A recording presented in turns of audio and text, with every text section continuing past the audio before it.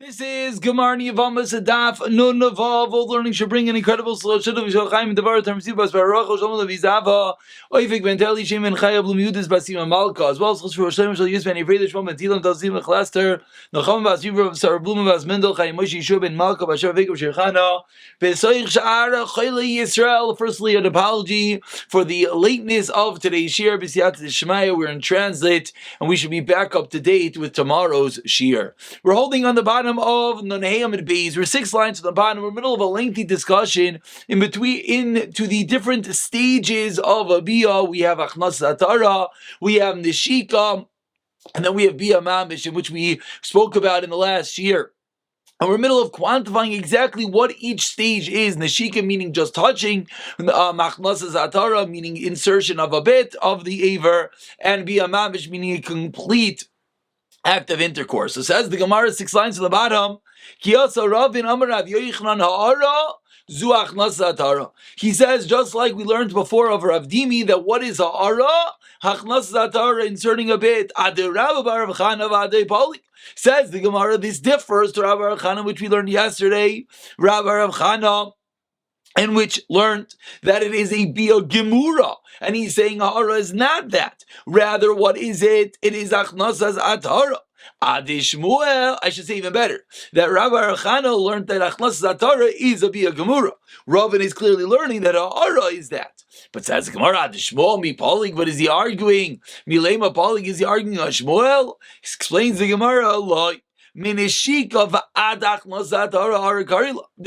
number 1, from just touching to the insertion of a bit of it, that's ara. Then the next stage is going to be via gemura. Says the Gemara, Gemar bia is Gemar bia mamish. As we turn over to today's daf, from this point and onward, meaning we're going backwards now. We know to be a gemura. We know achnas zatara from this point onward, meaning less than that. Einayel and neshika. That's only neshika, kissing literally. Upater ale upalig ad Shmuel, and it's pater, and that of course argues on Shmuel, in which Shmuel said that one is liable in such a scenario. And that's really the conclusion of yesterday's shir. The conclusion into one of the various stages when it comes to an act of tashmish, and of course the nafkamina is being both to be kind of the yavam and as well to be over the iser of arayis. And now says the Gemara 2 lines into Nanvavam and Aleph, Echad Hama'ara, Echad Ha'gaymer Kana. With regard to Yibam, as we said just a moment ago, whether one does just Ha'ara, whatever that is, a little bit of a tashmish, whether one does a Gemar Biyah, the halacha is Kana, the act of Yibam is complete, and he's Kana the Yevama. Says the Gemara, my Kana, what exactly does that mean that you're Kana? Rav Amar Kana La'akol, Shmamar Loi Kana El Devarim Ha'amurim Be'Parsha. We have a like as Rav and Shmuel. Rav says it's a Kenyan, 100% absolute or fully married. Says Shmuel, no. Like Kana El Dvarim Amur Be'Parsha, they're kind of with regard to that which the parsha says, meaning that they're married. In the regard that he will now inherit his brother's estate, which is one of the tenets of Yibam, like we've spoken, that once you do Yibam, you get the estate of the deceased brother.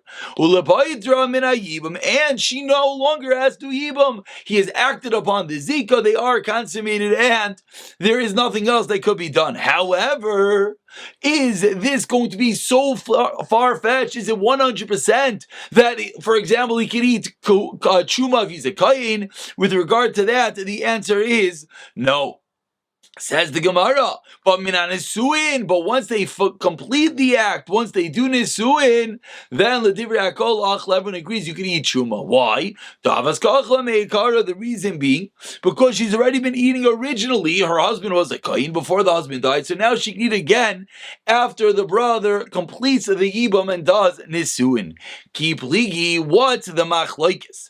Rav and Shmuel. Excuse me. Let's read this a bit better. We brought down machlokes Rav and Shmuel. What is the kinyan of a ma'ara kamar biyah?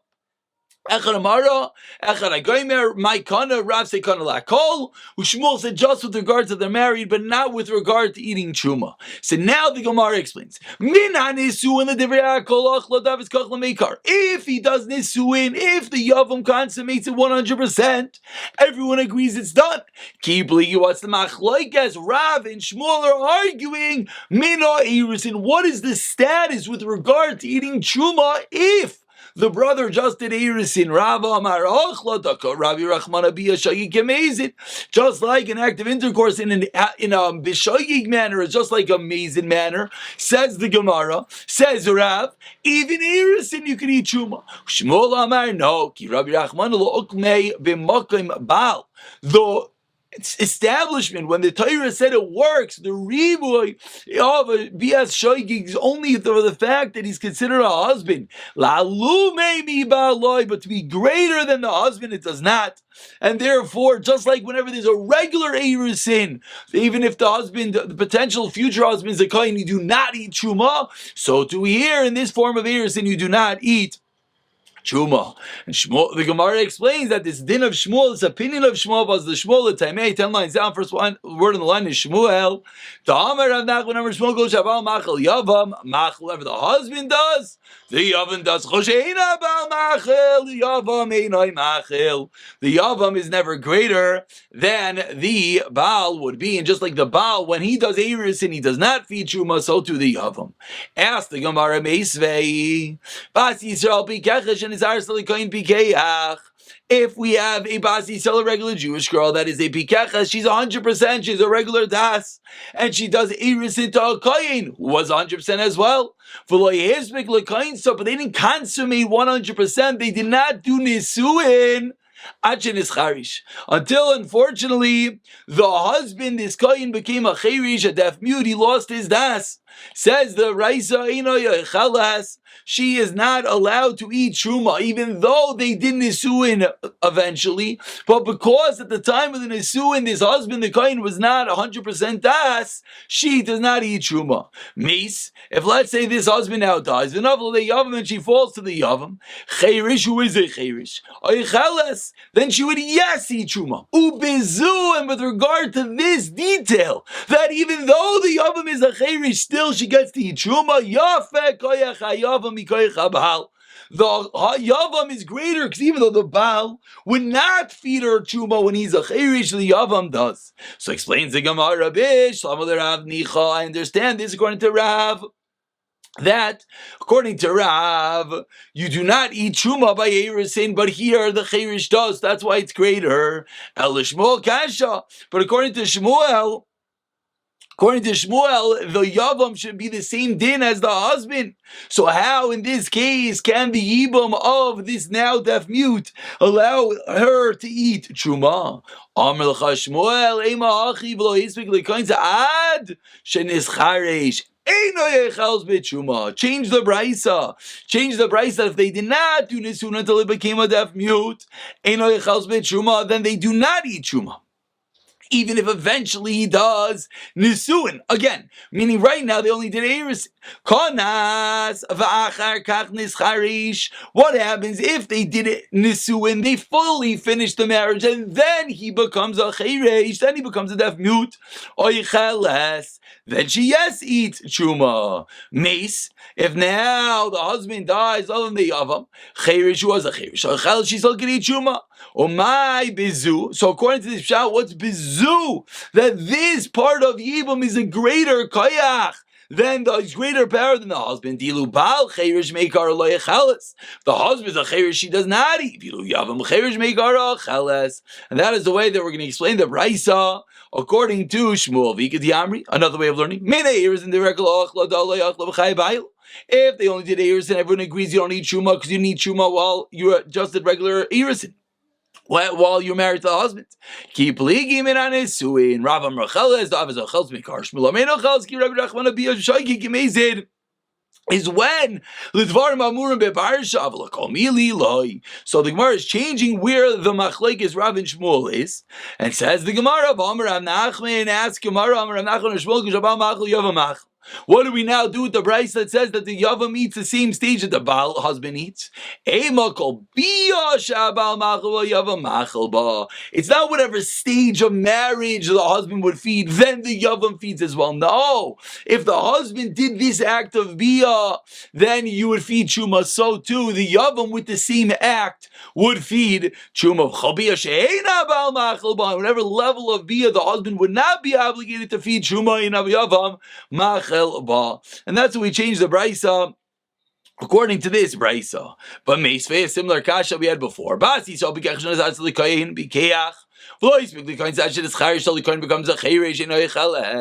Maze, but if he does on the Yavim chayrish, they falls for the Yavim, that's a chayrish cheles.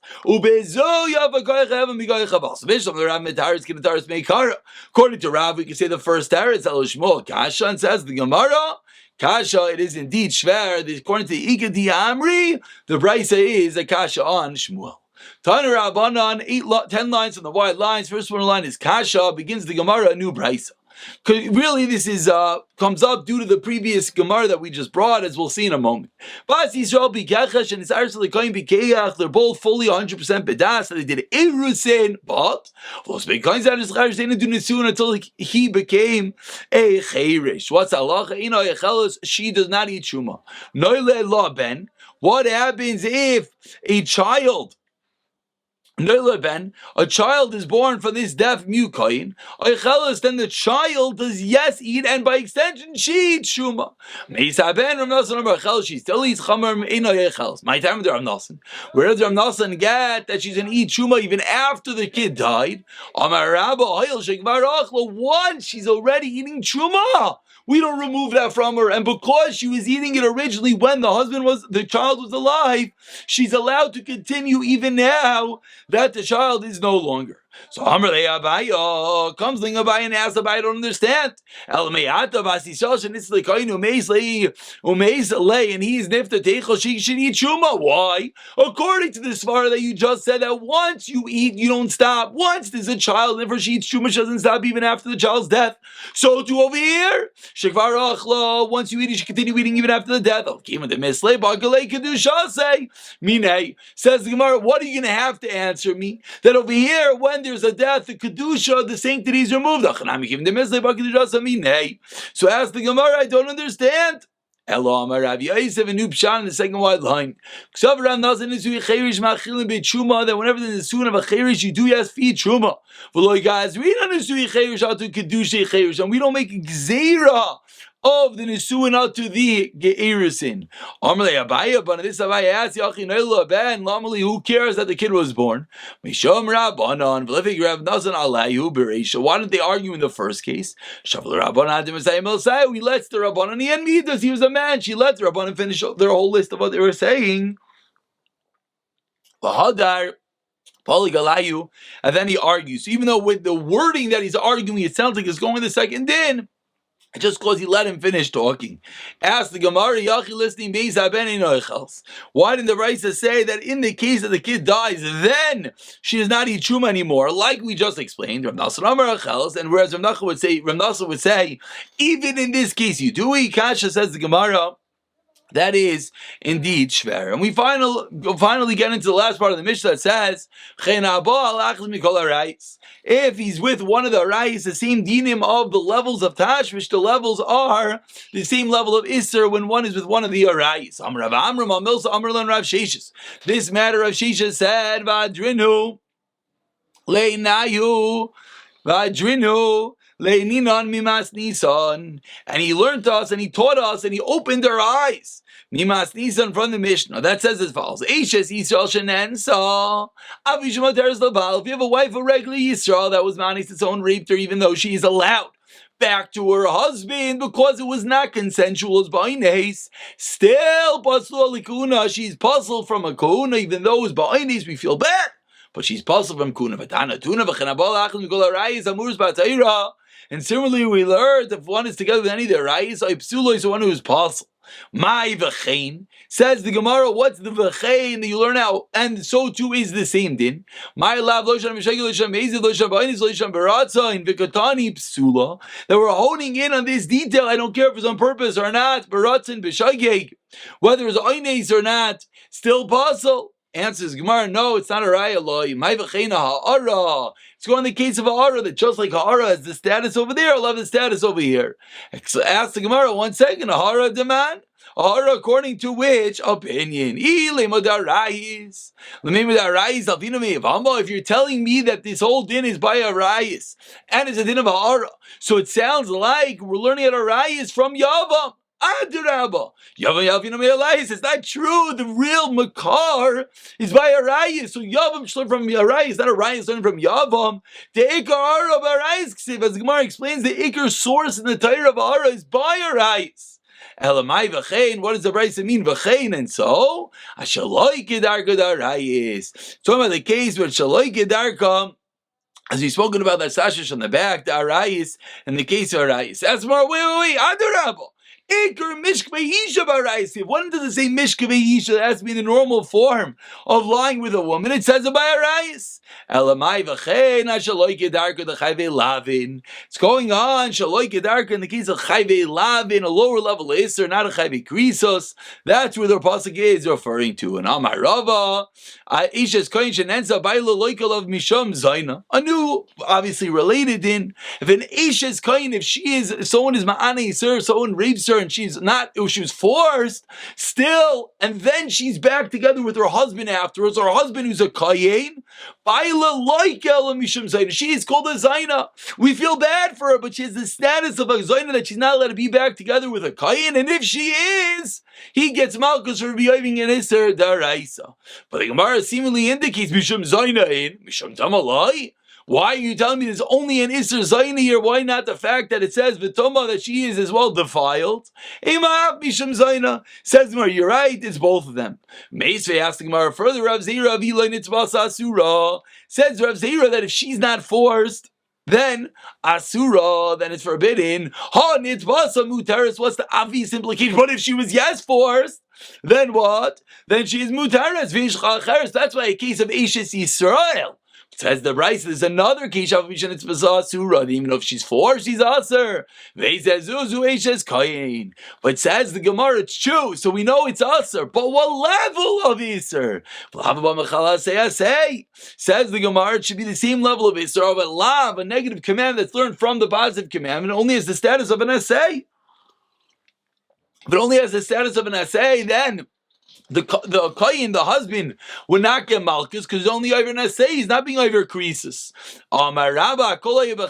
Really, all of them are called a zayna. When the Torah originally wrote it, when the Torah delineated specifically